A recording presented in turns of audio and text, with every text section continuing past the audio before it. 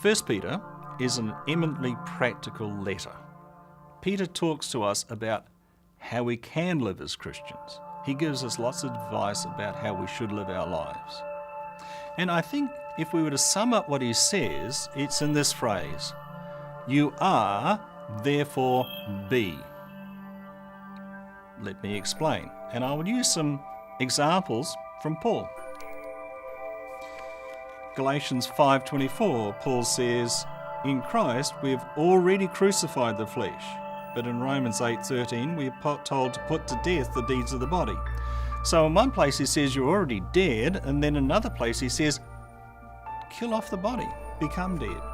In Romans 8:13, we're told to put to death the deeds of the body. According to Romans 6:18, we are slaves of righteousness, but in Romans 6:13, we're told to present our members as instruments of righteousness.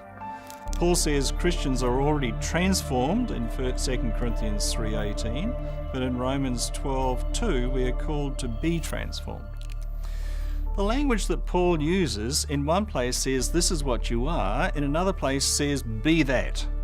Peter does the same thing.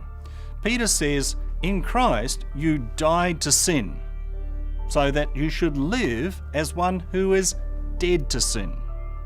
Peter is, like Paul, convinced that as Christians we experience now the righteousness, the love, the fullness of life that we will have in the new earth. But we experience that by faith in Jesus. Jesus has made this true in our lives. Righteousness is available now. We have died to sin now. Therefore, Peter says, and Jesus says, live as righteous people.